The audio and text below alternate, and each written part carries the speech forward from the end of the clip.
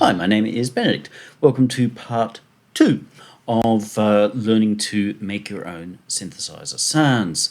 If you haven't watched part 1, please go watch part 1 first. If you think, oh, well, I don't need to do the basics, well, what if you've missed some of your basics? And trying to put things on top won't get you there. Okay, we're going to cover a certain amount of that here, but please go watch part 1 before doing part 2.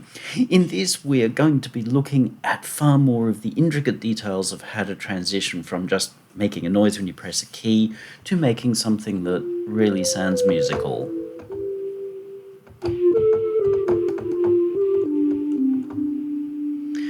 So to recap, we learnt that we have oscillators, which have some basic forms.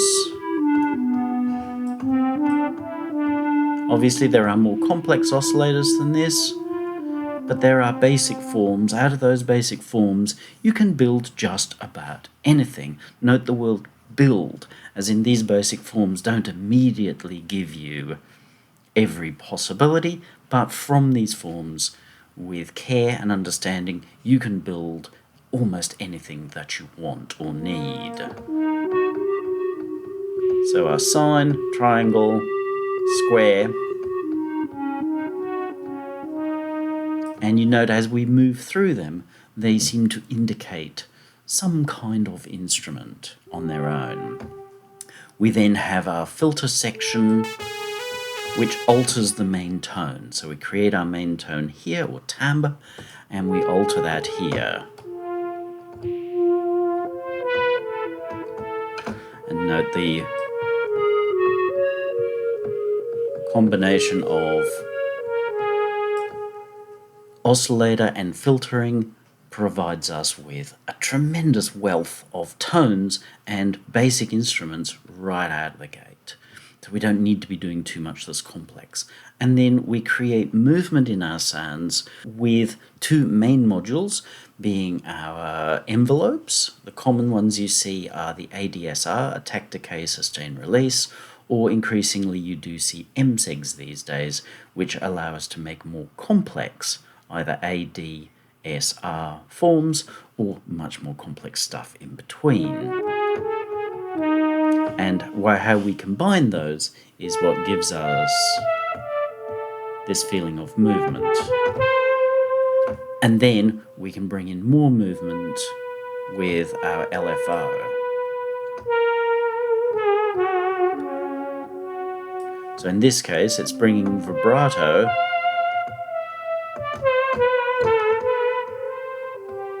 but I also want to introduce a couple more forms and ways of bringing in movement. In this case, you'll be thinking, that sounds a lot richer than what we had before. Yes, that's true, because I was actually putting it through effects. Now, if we turn this string of effects off,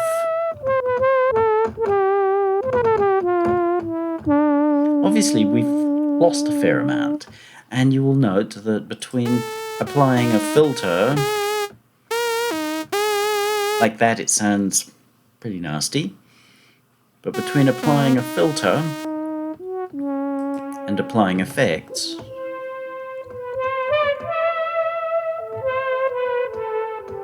we've now got what we can call a sophisticated sound. That's going to work really nicely in a mix with a collection of other instruments. I know there's a tendency to go, well, I want this one sound that makes a whole mix. It's not really how it works. It's a combination of things. Before we move much further, I will again encourage you to support me. Supporting the people who are helping you get to places is a way of supporting yourself as well. Obviously, the number one thing I hope for is people to go, hey, Benedict knows what he's doing. I'll hire him to help me get my project done. I'm a finisher. What I do is I finish things. And that can include from helping you compose and write your piece, adding sounds, mixing it, mastering it, all of that, helping you get the thing complete, even ideas on how to get it out into the wide world. The other way, of course, is to hop over to my Ko-fi or Ko-fi account, via my website if you like, and either just give me some money. That's called buying me a coffee, but bear in mind $4 really doesn't represent the kind of time and energy you're getting here, so consider making a much better donation, please. I shouldn't have to beg, but so many people are used to being given things for free, and then they don't realise the toll it takes on them because they don't value the information. Otherwise, most of the effects that we're going to work our way through later are actually built by me. Some of them are free, but some of them are payware. Purchase them so you get double the value. You get something of tremendous usefulness as well as having returned value. Now, a little bit of theory. Before we go too far into making sounds and piling up things, remember we've got to make sure that we have our basics right. If we don't have our basics, we don't know why we're doing things, which means we do random shit. And the problem with random shit is that some people think it's super cool and a mark of how creative they are, but really it's just a way of hiding they don't know what they're doing, and sometimes randomly get things that are okay, but a lot of times they just get random shit. So let's avoid that. In terms of what we're doing, everything is about tone over time.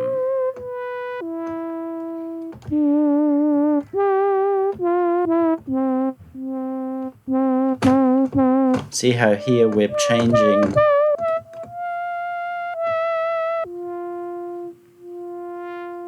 tone over time. So everything we do is about tonal balance. What's the balance of the sound right now? What's the balance of the sound in 2 seconds' time? What's the balance of the sound, or are we even using this sound when we come to arrangement in 30 seconds' time? So we want to think carefully about what our parts are. Remember yesterday I said when we have a sine wave, we just have a fundamental. That's quite literally a single tone playing the frequency of the key that we have pressed. That's in monophonic, and to be honest, that really annoys the bejesus out of me. I rarely use mono modes. There may be a little bit of distortion as I play multiple keys. Alright, so that's our fundamental. We then have overtones, which define the tone or timbre of the sound, as you see there. How many of these defines how bright or otherwise the sound is? Let's just use this one. So if we've got all the possible overtones in the series, then we've got a super bright sound.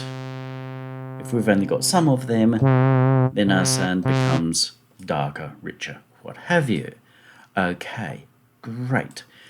But we also really need to be thinking in terms of how do these move over time. So as you see, I've got envelopes here which are making these move over time.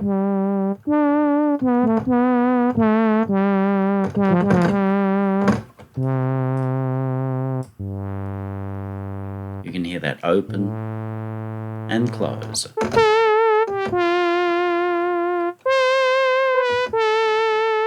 So that's moving it over time. We also want to be thinking in terms of the fundamental versus our mid-tones, which are these ones here, and then our top tones, which are the ones up here. When we do this, you can hear that it sounds grating, brittle, thin, harsh, narky. Not so nice, because we've actually got too many top tones. By rolling back our filter, we're changing the balance of how our overtones relate to primarily the fundamental, but to each other as well. So if and when we get into EQ, then we're changing the relationship within the sound.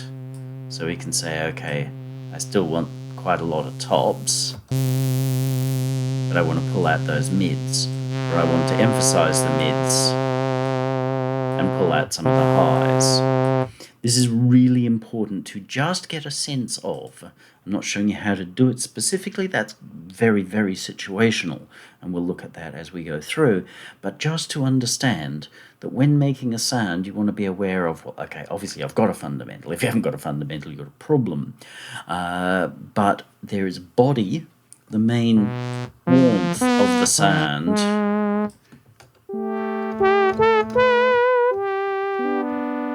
There's warmth in there, and then there's some brightness on top. Often brightness is reasonably transient. Let's put our effects back in.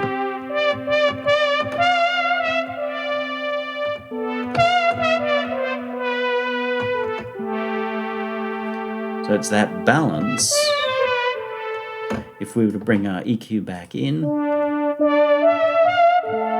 see, we've made the body of the sound a lot more, even at the expense of the fundamental. We've rolled off quite a lot of our tops. We can do it the other way around. We can pull the body out. Now, a lot of people do this when they're beginning. They go, well, I just want the bass and I want the treble. But hear how gutted that sounds. And distorted, because I'm playing polyphonically, because I do have drive in here, which we'll look at later. So be cautious of gutting your body. I see a lot of people do that, either by having too many, like their filter's too far open, so you've got too much of this stuff going on, and it sounds nasty, really nasty. Whereas straight away, if we change this, we haven't changed our filter, but we've changed our tonal balance to have more body, less tops. So just be aware of that we have a fundamental, we have body, which is mostly these first however many here, but often as little as 4 to 6 overtones, and then we've got our top, which is up here somewhere. And there are times you want it to be fizzy, but if your balance is uneven, it just sounds unpleasant. Now, none of that is to do with de-harshing or de-resonating. I have no truck for that. I've made videos about that before. It's just understand you want a balance. And that balance isn't a case of being even. It's a case of what does this sound need in this situation, in this song, to tell this story, to set this scene. As you might have noticed there with the brassy sound, where we pull this out. And let's pull this back down again. That actually changes and makes a nice sound. It gives us some elements of a muted trumpet sound, that harder. So there's no right or wrong here. Just be aware that you need a balance of your fundamental, the body, and the top, and that it all has to move. The other thing to be aware of, because this has an impact on the sounds as we're making them and whether they feel like what we want or not, is playing style. A lot of people don't play and they just mass stuff in. I am the same. That's fine, but we need to consider, how does my sound articulate? As in, I say the word articulate carefully. I articulate it carefully rather than saying articulate, which is a different articulation of the word articulate. So we've got to think, how does my instrument speak? How does it move to get the things that I want? Obviously here I've got a change in my articulation. We'll look at that as we create sounds later. So we need to be aware. Some of the first things that we have is a polyphonic sound. Again, this is going to distort, where we can play many notes at once, commonly dependent on how many your synth will allow you to play. Many at once. So pads and strings commonly use a polyphonic approach, as do pianos, guitars. Some instruments will use a monophonic approach, as in it'll only play one at a time. There are different ways of articulating in a monophonic instrument. One is to re-trigger, so these notes, the whole envelope shebang gets re-triggered as I play another note, and it also means they commonly return to an existing or held note. So you can do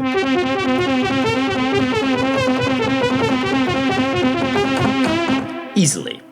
Yay, I am now Angus Young.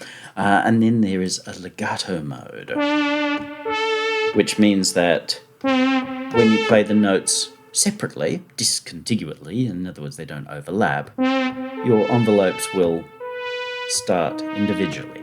But if your notes overlap, Hear how it just carries on from where we were. So if we increase this, very slow attack, just moves straight away. And that suits certain instruments really well. Violins, where a violin is playing a monophonic line, like a single note, and slurs from one note to another. That is that. And combined with that, we have portamento modes. Portamento is commonly also called glide on older synths, as how we move from one note to another. So if we want to prove what a lucky man we are, then we can slide from one note to another. Not all times you hear a slide is portamento. It's commonly pitch bend, but portamento within a performance can really soften things off. So if we... sounds a bit hard, turn it on.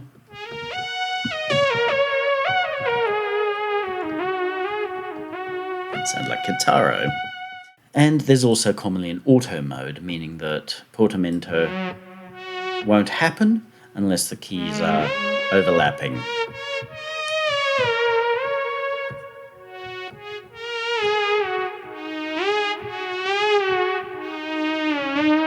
Just be aware of them, because if you're going, I can't get the feel that I want, then it could be to do with one or the other of those.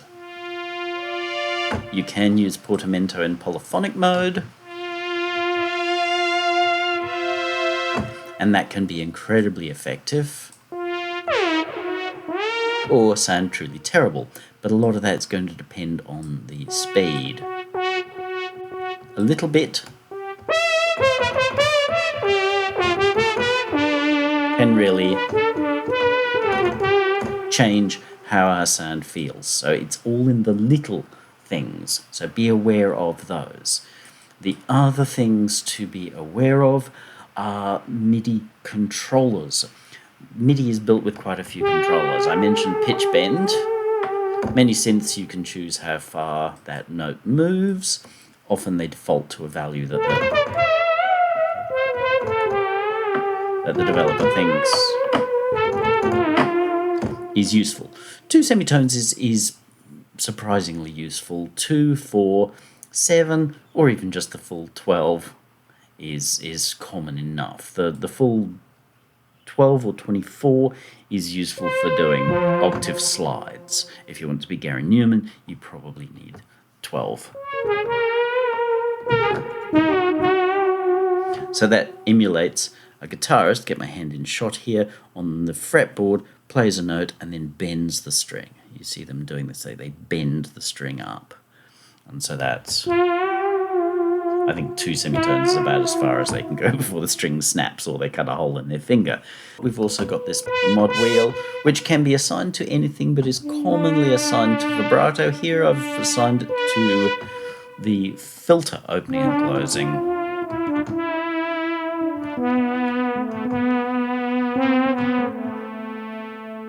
So I can use this to... I've got my envelope, which sounds great.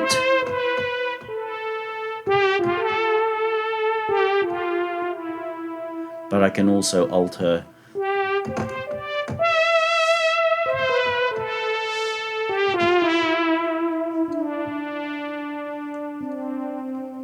that through a phrase or a line, which gives a lot more movement to the sound.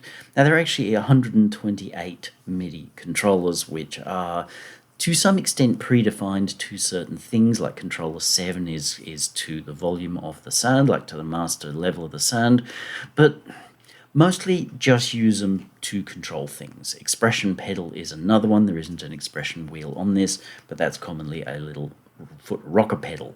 So rather than losing a hand here, I could play polyphonically and use my foot to change, in this case, the filter up and down. And the other one is velocity. So the way that MIDI works is it can't actually tell how hard you've pressed a key, but it can tell how fast you've pressed a key. Because normally to press a key hard, you are going to press it harder anyway, which is why it's called velocity rather than hardness. So the faster a key goes down, we can use that information. Here I've used it to change the level, the overall volume of this instrument, how much that envelope opens and closes. I've also set it to control how much vibrato there is. So the harder I press the key, or the faster I press the key, the more vibrato I get. I've changed the... that's something that I don't actually have on. And changed the rate of this envelope. Remember I said we've got a rate, a general speed for this. So you can see it moves faster the faster I press a note. So there's a whole lot of movement just in how I play here, and then combining this mod wheel. That's called creating dynamics or articulating your instrument. These are really important things to know, because you'll get to a point where you go, my sound's great, but the performance feels wooden. That's because you've not used these things. These things have a huge impact. And not just for synth farty brass sounds, but for hi-hats, for drums, for bongos, for absolutely everything. These things are the difference between something that sounds like a Casio tone bank and something that sounds like a wonderful Jupiter 8 record. Roxy Music's Avalon, or Simple Minds' Promised You a Miracle, or something like that. They are Jupiter 8 records that are so rich and deep because they're using performance information as well as just on-off and cool synth sounds. It's that layering of things. All right, now let's work through creating some types of sounds. I'm going to reset this completely. Where's my reset button? There, reset. Now I'm going to work through types of sounds. We talked yesterday about types of sound envelopes. So we'll start with an organ sound. Those effects are off. Obviously that doesn't really sound like an organ, does it? So we've got our shape here. I'm going to change this ever so slightly, because I know that organs have a bit of a chiff, a bit of a thump on the front. Let's bring in our filter.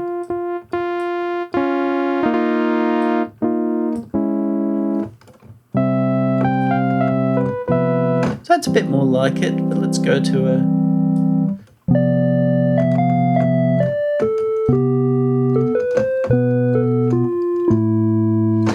That's our basics. Or we could do this. We can use several oscillators.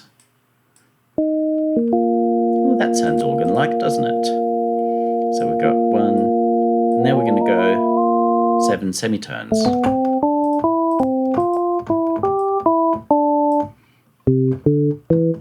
Notice how we've got that little thump on the beginning? Cool.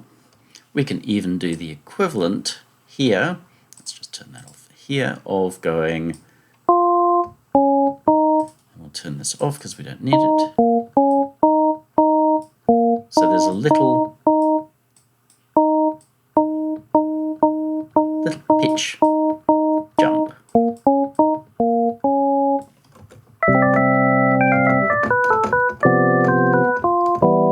So we've now fundamentally got an organ. It's the beginnings of a B3 or rock organ sound.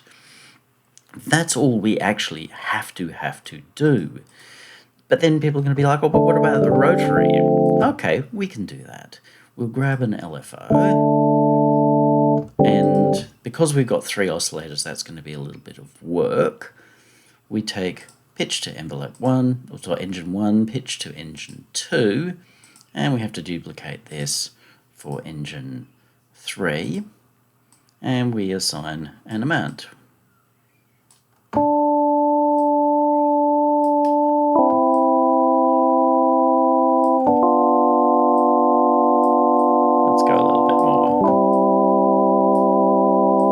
Now this needs to be global because the Leslie cabinet is outside of the organ itself. But it's also changing the timbre slightly as well. So we need to add a little bit of that to change this.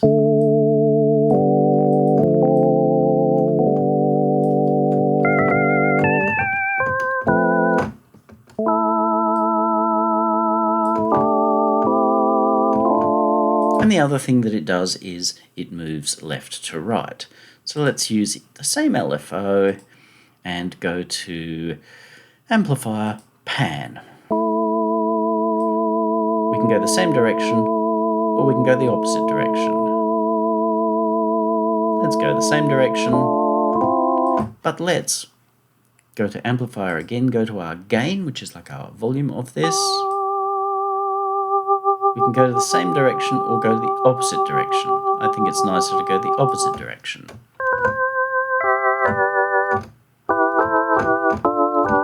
We now have a viable rock organ. We can change the balance of our overtones. See, so this is really very much changing. I've got fundamental, body, and top. I know that's only 3 tones. But you only need 3 tones and you've got surprisingly nice sound. It's a bit hard in headphones. We could even, and this depends on your instrument entirely, add some noise. I'm going to add some noise here.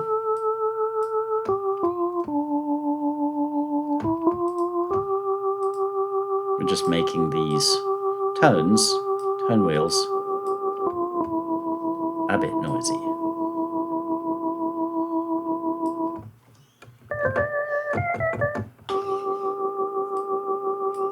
Pull that one back. Actually, I might not do it on that one because it just feels a little... But bear in mind I'm wearing headphones, so everything feels wrong. I'm having to pull this right down because I've only got one partial.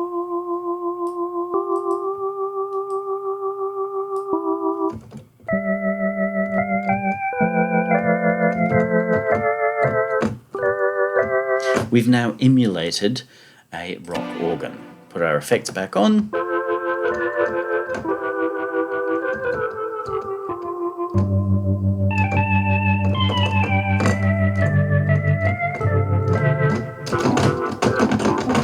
Cool. That is a fully functioning rock organ.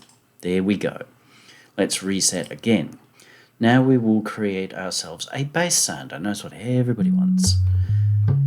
Let's give ourselves something with a little bit of... Turn that down. Drop it an octave because that's what everybody wants. Put it through a filter.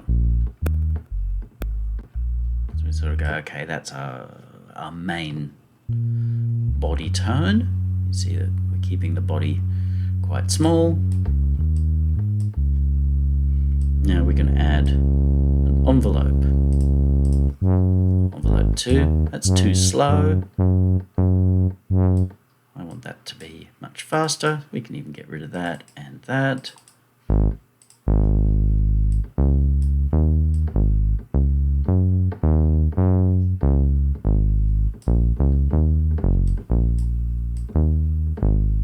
We don't want our bass to stay forever. I commonly see people adding the bass and having it stay forever. There are times you might want to do that, but you probably want to relax that. Even if you don't want to close it fully,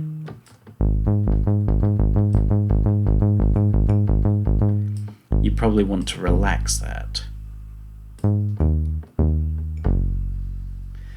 Simply because leaving everything sit in the mix causes you difficulties when it comes to mixing, because then it clugs up and people start turning off that sound anyway.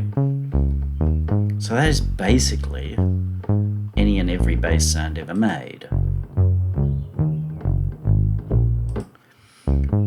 But if we wanted to have a bit more cut, the problem we're going to have in the mix is a lack of cut. we can do a couple of things. One is we could turn this back up there, add a sub bass, as in an octave below. Commonly you want to keep that a little quieter, but there are some problems with that approach. The other is to say, I will have this original one which is dropped an octave, and then I will bring in one on top.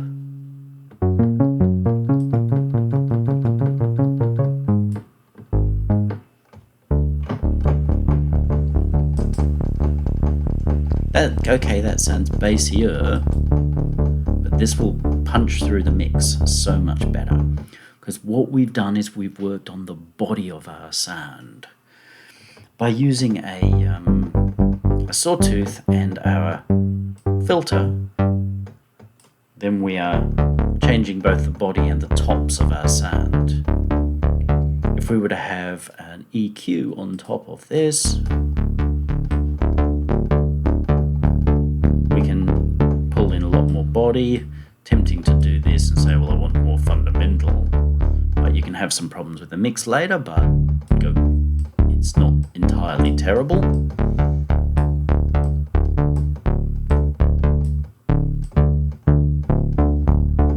Do that.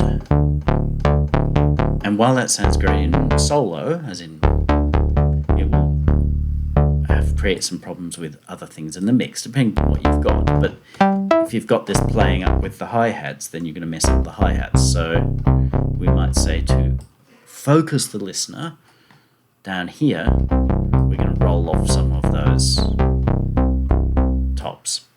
If it's not cutting the mix, we might bring some back in, but we've just got to be very careful of that balance, particularly to make sure we don't have too many tops. Just as equally, we have to make sure we don't have too much fundamental.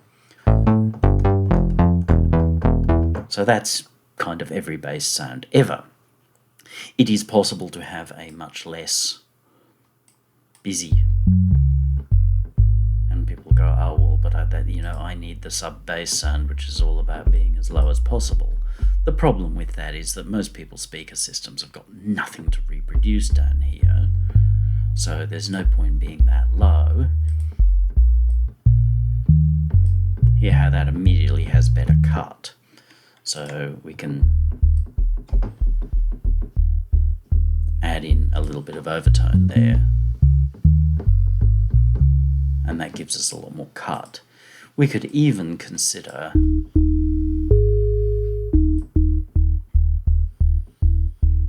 adding just a little bit of a much higher one as well.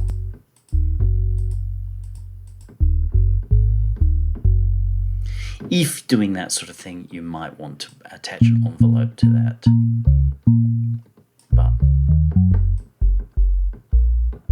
even that alone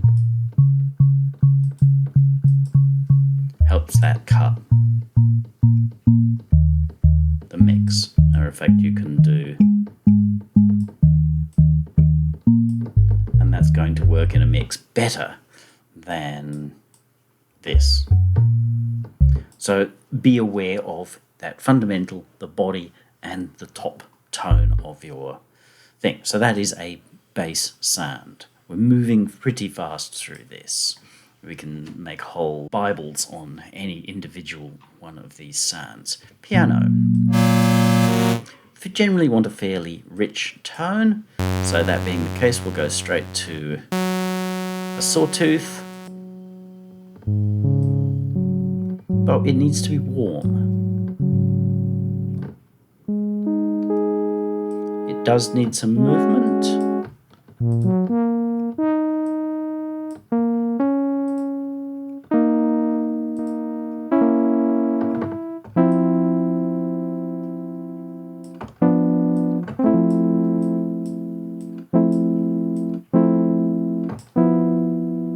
And this needs to be a lot slower.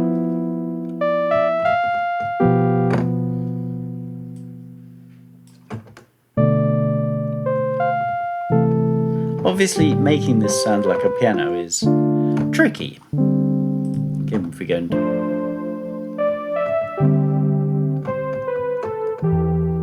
distortion again, but we've now got something that's actually workably piano-like. Now here's something that a student actually showed me the other week. If we have a slow envelope, obviously we no longer sound like a bass with a rocker pedal, and that's actually a beautiful sound. If we raise this,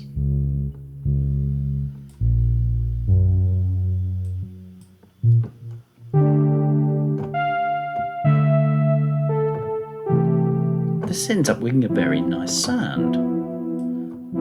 That's too far.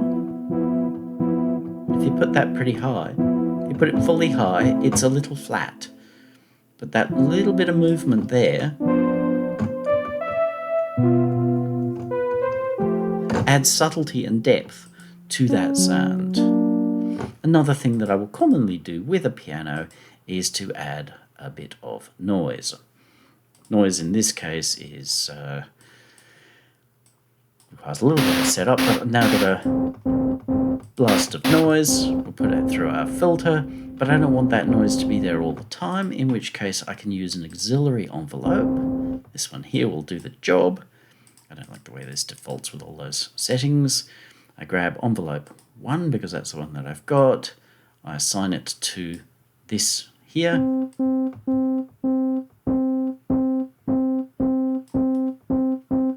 See how it's provided a kind of a sound.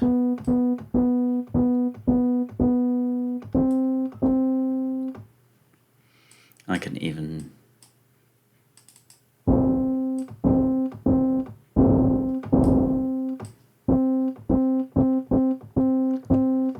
I just want to emulate the hammer, as in the big felt thing that hits the string.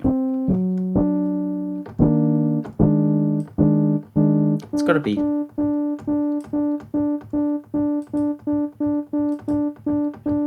So we're hearing that little bit of tock, tock, tock at the beginning. I can shorten the envelope here.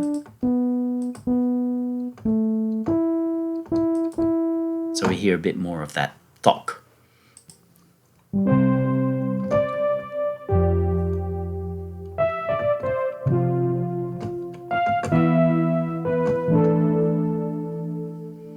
And we've got that note cutting off, some of which is covered by the effects, but here it sounds unnatural because it cuts off. There are two ways to it. One is the lazy way to do this, to just go.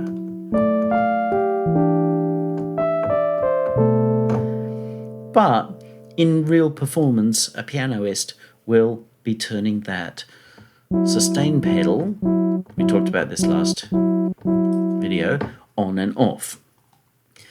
Generally your DAW will already have an automation point for it, but just so that you can see, performance, sustain, set that to this guy, and so as the sustain pedal goes down, it does this. I don't have a sustain pedal, but that's what happens there to give us a piano sound. But effects, as you hear, that's carrying that sound a long way anyway. So if you feel like your sound needs sustain a little bit more, but by turning this up, it's just going flubby, like you'll find this, we lose some of its piano-iness, then echo, reverb, delay in particular will solve that for you. So that's basically a piano-y type sound. Next one we're going to do is a guitar sound, and I'm actually not going to change this. Oh, if you wanted a more electric piano, then you can do this.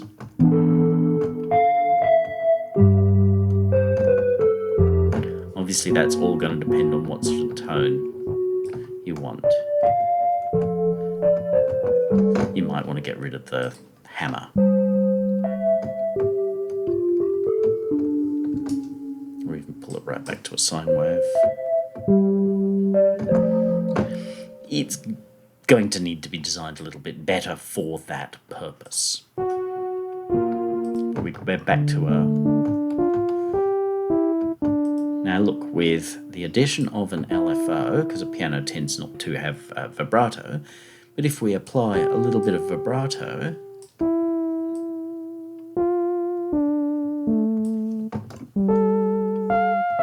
it starts to sound more guitar-like. If we slow down our attack a little bit,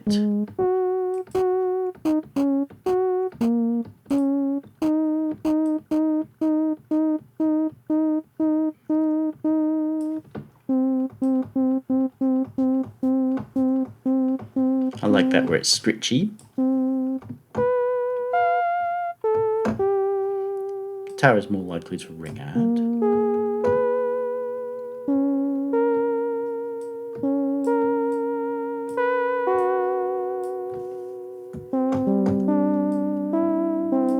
We're starting to get a guitar type sound.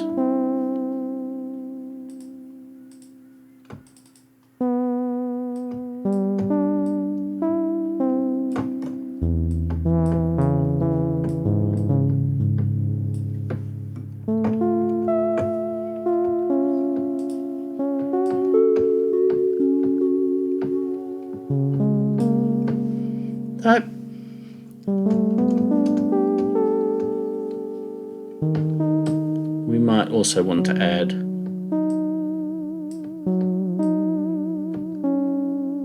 a little bit of time before our vibrato comes in.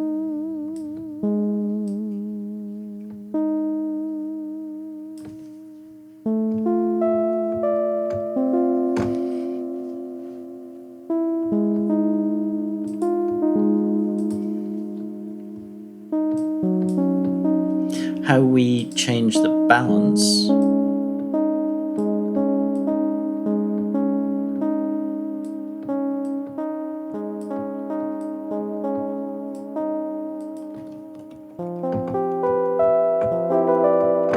defines how we perceive that as more guitar-like.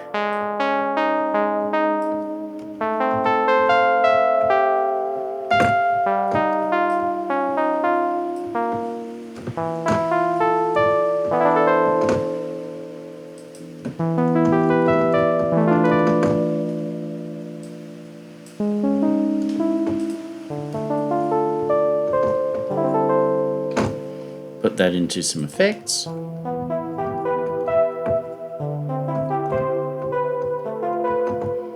hearing that scritch a little too loud. It's probably just because of headphones. So now we've got something that's guitar-like. Are you going to throw out your guitars? No. But it's guitar-like in how it performs. So as you see, quite similar between bass, piano and guitar, surprisingly similar. Now we'll go to brass. We've got the same things that we had before, but brass tends not to carry on because when you stop blowing, there's no more sound coming out. We want a fairly noticeable move here. We've got to slow this down.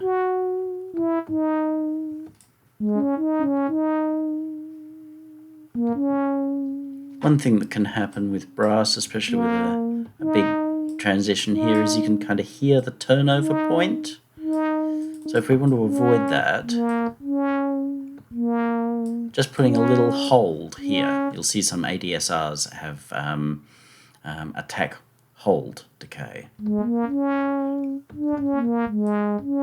it just smooths off that point where you can hear it changing direction. So now that's given us a basic brass sound. What we can do is bring in, a second oscillator.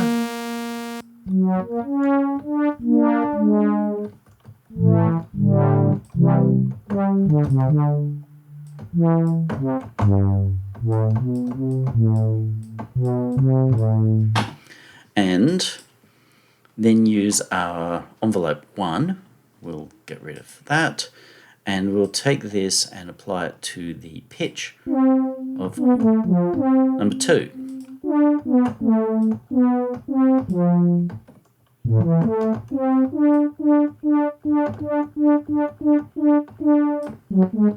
And hear how that quick movement, once it becomes just beyond conscious mind, it's now given us a much more brass-like character.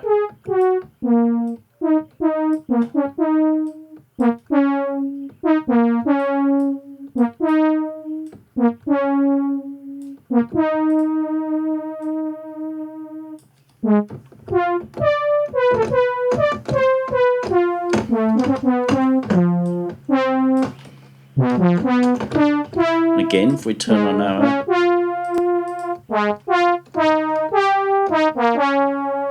in synthesis, there is a tendency for sounds to be too thick, too gluggy, because there's too much fundamental.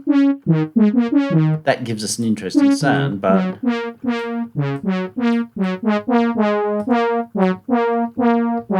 depending upon how we want to balance things, you can see we've now changed the balance between that fundamental, the mid-tones, the body, and the high tones, the top of our instrument. Put our effects back on.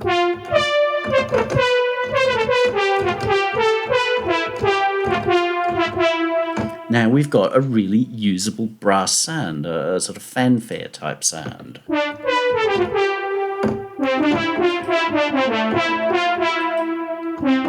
And there's no right or wrong, it's about saying, well, what do I want this sound to do? What does the piece need this sound to do? So that's brass. If we move to strings now,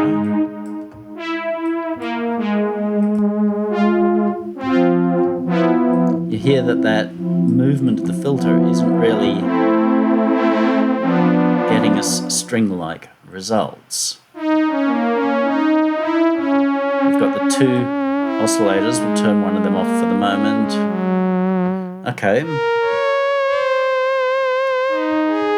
We've definitely got stringiness going on there. That is good. One of the problems with synths is that fundamental stays very much present.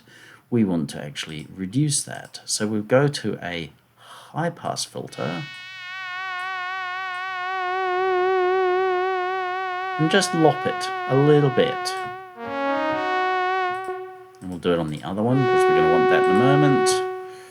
High pass. And because this is automatically set to follow the keyboard, these pair will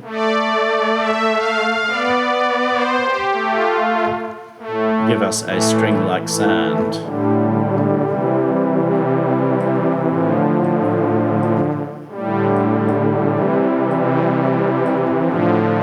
Now we can either have that move very slowly or very fast. Let's get rid of the envelope 1 assignment, because I can still hear it and feel it. If we raise resonance a little bit, it can start to sound a little nasal, but it's another way of helping to roll off that fundamental just a little bit, because we're changing the balance. We're putting a bit more emphasis on the tops, or wherever our filter cutoff is. Like you can see here, this is what's starting to... So if we want to peak fairly high.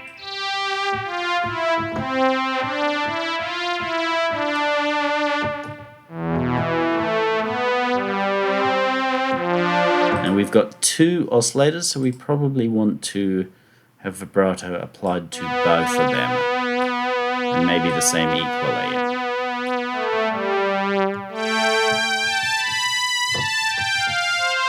Now strings all depends on how you want them to articulate.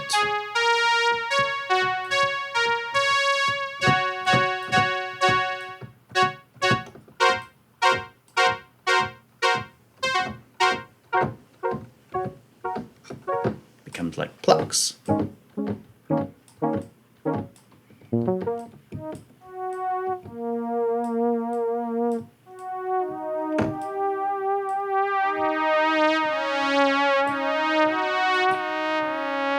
solo ensemble. Now we bring in our effects. You won't get that big syrupy string sound without effects.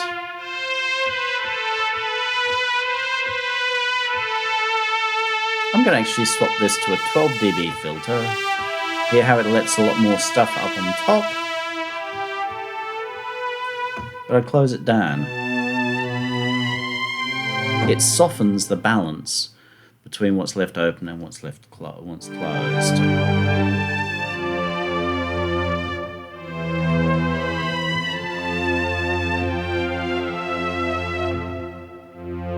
I don't actually love that. You could hear when you let go of the note that it actually dropped off.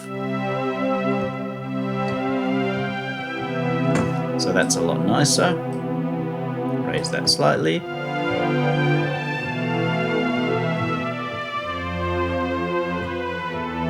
And that's given us a string sound.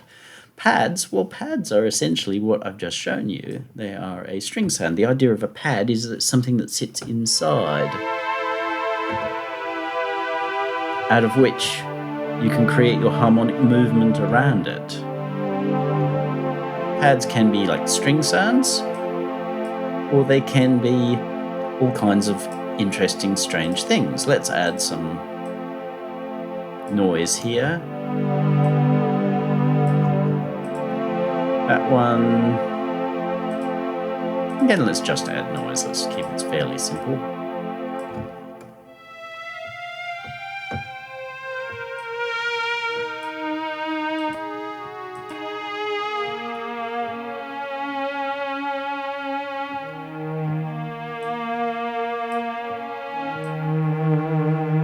We'll have one of those.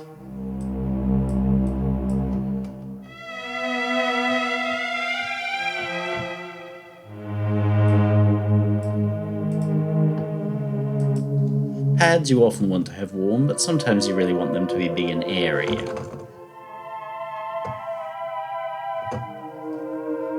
So we might even do something like adding in this guy.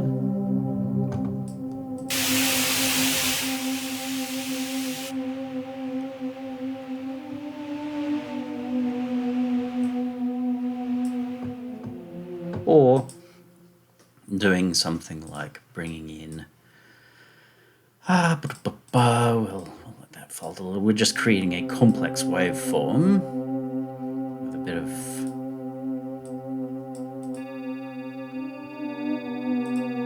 and we're going to add the same thing, a lot of noise.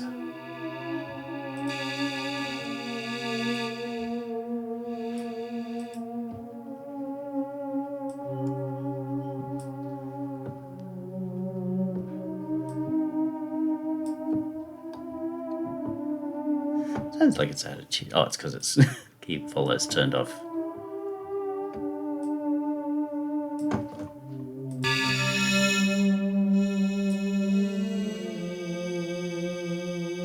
So we could even focus this with a band pass.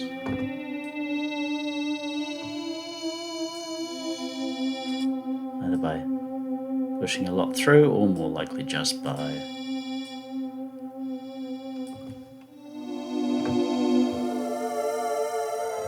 so again, very clearly thinking, okay, where are our fundamental and mid and top tones? So this is adding a very noticeable top tone. And we can rebalance that.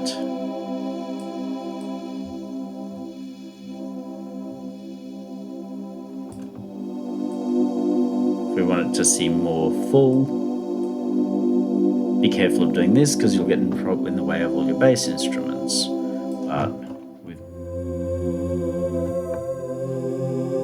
we've now got a nice pad instrument. Yes, there is such a thing, and you're going to want to know all about the wubbiness. How do we make wub sounds? Well, let's reset this guy. Commonly, it is made of a combination of wavetable sounds. Let's just do the envelope 3 and 4. Remember we showed you one shape, two shape. We just move between the two, and then applying FM to it. And then applying some kind of movement.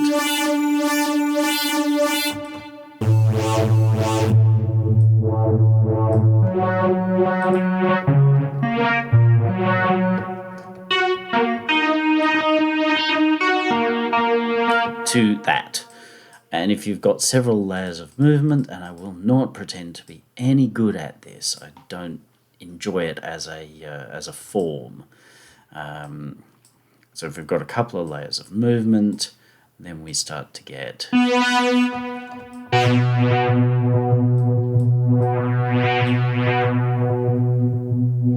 we could then take let's say this guy, envelope 1, and I'm never going to get the sound that you're looking for, and I could modify the rate of LFO1. Oops.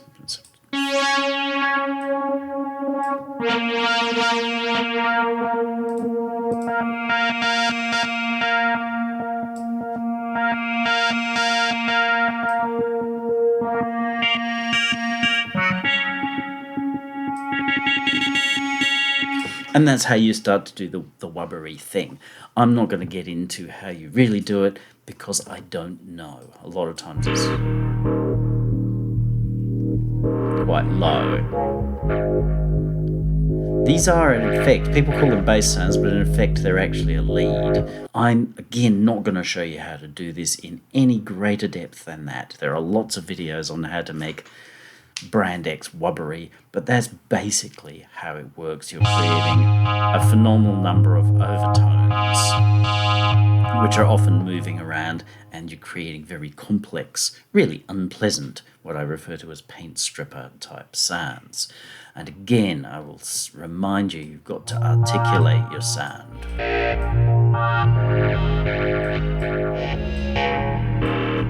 This I could use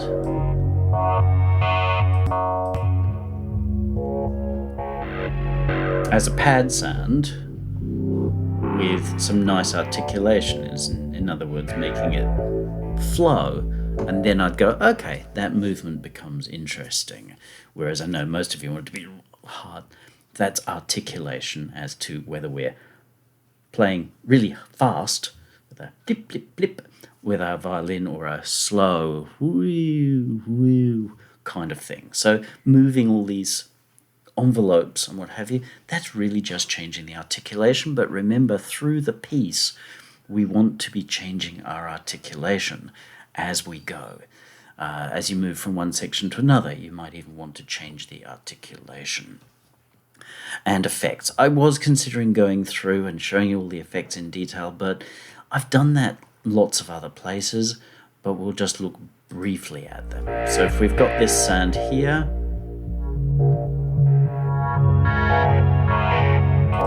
we turn off the effects, obviously we lose a lot of depth. So what have we got running? Let's turn them off and on one at a time. There is no right or wrong, there's no right or wrong order. I've added a drive here. This is pretty subtle. Obviously it can get ugly, and that's commonly used inside wubbery sounds. But just a little tiny bit of drive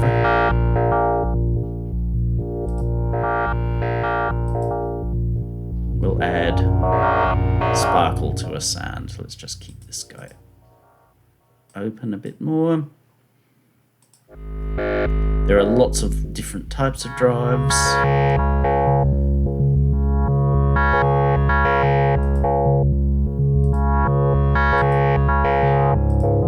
So it's designed just to change things. Often what drive does is change the balance between our fundamental, our body, and our tops. Often it can make too much tops. So if we see, ugly, in which case we want to then roll it back off with EQ. But they change the balance ever so slightly. Then we've got what's called modulation effects. Let's fold him up. And they range from flanges, which is an incredibly tight echo that's moving, to choruses, which is a pretty tight echo that's moving, to swapping, converting the phase of what's coming back, and comb filters and what have you, and you're creating a phaser. Anything that's designed to modulate or move in time. So you'll hear that as soon as this comes in, our sound becomes a lot warmer and nicer and easier to listen to over time, because it's creating movement. So it's modulation, movement. This is essentially a chorus. Off, on. Very digitally sounds tend to need chorus before they sound listenable. There's then compressor. I don't know how that's going to go with this guy.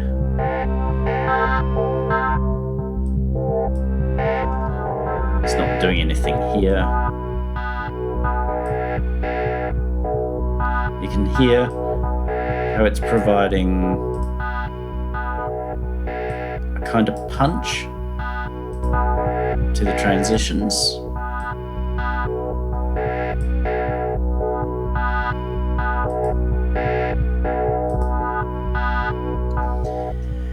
You may have noticed, or you may not, with where I was playing the individual sounds, that when the effects were on, that they seem to have a little bit more punch. That's to do with the compressor. I'm not going to get heavily into compression here because it's a massive subject.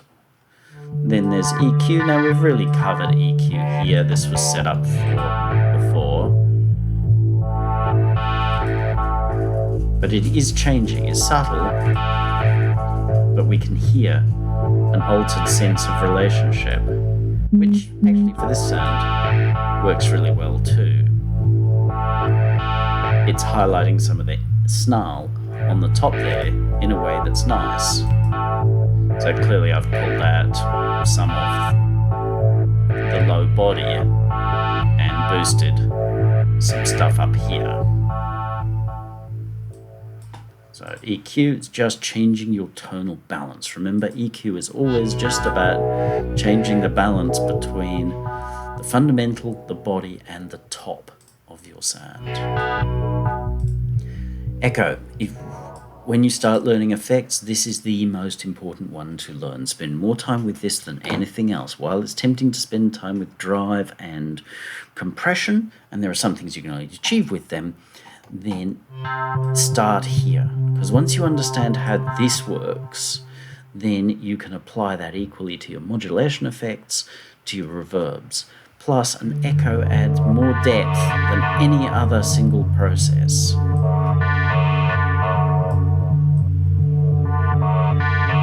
So if we turn all of these off,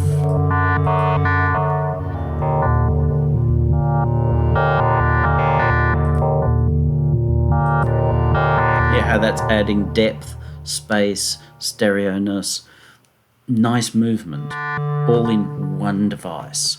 So echo's the most important thing to learn by far. And a mix with that, careful use of echoes is really obvious and flat. It might be super wide, but it's like sticking sticky tape to people's faces. There's no depth. Your echoes, where they are in the mix, how they're mixed, all that kind of stuff tells you so much information about what we're hearing. And then last, but far from least, is reverb. Don't go heavy on reverb. I mostly use reverb on the mix bus, as in I send and return. Well, it's raining quite heavily. So as a send effect, but sometimes it's good to put a bit of reverb on an individual sound to locate it somewhere. So that's just the reverb part. As you can tell, many of these are effects that I have built and again are available through my site and Coffee. So dry.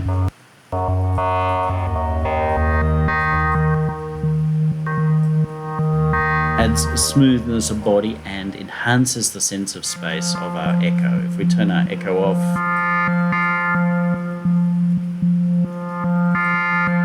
we get more from our echo, but even more with our echo combined. So if we pull these things back in,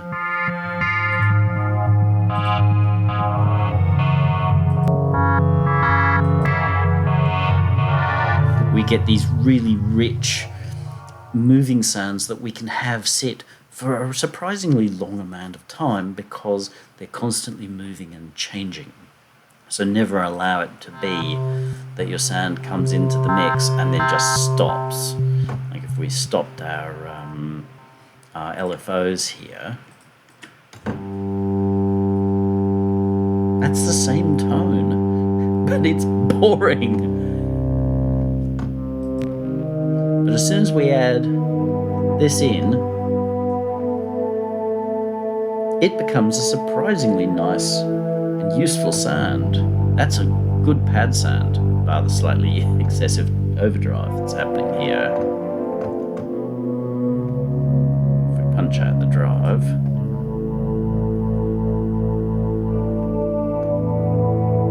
that's an interesting sound. All comes down to creating movement, and your effects are a more effective way of creating subtle movement than your using lots of crazy LFOs on everything. Alright, that's quite long, but I will break this up, and if something seems excessive I will chop it out. But that gives you a primer for your main kinds of sounds that you're going to want in any kind of mix. Spend your time. You must practice, and practice each and every one of those sounds. If you say, I'm never going to want an organ sound, then guess what? When you need a sound that behaves organ-like, you're not going to know how to make it very effectively. You'll get something that's sort of okay, but then it's also going to be sort of not okay. You'll have problems like, why doesn't it punch as nicely as other people's sounds that are similar to this? Well, probably because you didn't learn this bit about just pulling the edge off here and having a short attack and decay to make it work. Yes, compression will help a little bit, but you can set yourself up and enhance what the compressor is going to do by already feeding it some of that. So learn the basic styles of sound. I've merely put names to them because they do reflect roughly what these sounds behave like in the real world. And then the more you practice them, the more you have this massive spreadsheet in the back of your brain that will just go, I know what to do here. So rather than you sitting there going, I don't know what to do, I'm not going to do anything except panic and kill myself and drink lots of Red Bull or what have you, then you can simply go, okay, I can feel what this piece is asking for. I commonly enough either hear the sound or even hear the musical line. I hear something like that. When I'm listening, okay, what does this piece want next? I actually kind of hear it. And then I can pull up my gear and start creating it. Some partially consciously, but a lot of it's by just letting go and letting all these things that are a result of practice, of noodling around, as you see me noodle around here, all of those things stay in the brain, and when the brain gets a match for it, it just goes, I can do that for you. So rather than you going, oh, I don't know what to do, you give yourself all that time of practice, which is filling your brain with things that it remembers, and it can go, I've got a match for that. And the more you do it, the more you become conscious of having a match for that in a strange sort of magical fairy tale sort of a way, a storybook way. But you relax and you actually let the brain match these things up for you. Like if I want to suddenly turn this into a bass sound, I don't have to think about that too much, because I know how to do that.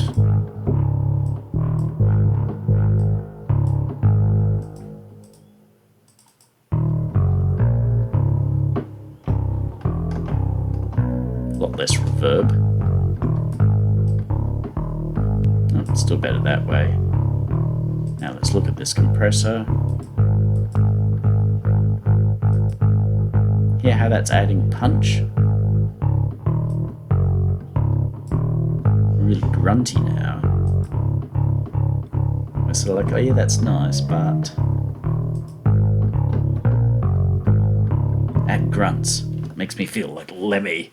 And that's through having done this lots of times and built up this great big spreadsheet of feels, and you only do that with practice. If you have any questions, ask them down below. And again, please head off to either hire me to help you complete your pieces in whatever way. Tell me what you're hoping for. If I can't do it, I'll say no. Otherwise, head to my coffee and pay me money as to what you think this is worth. If you came to an hour lesson with me, it'd be $55. Or you could purchase one of my wonderful effects, which will help you transition from this to this, or even cooler.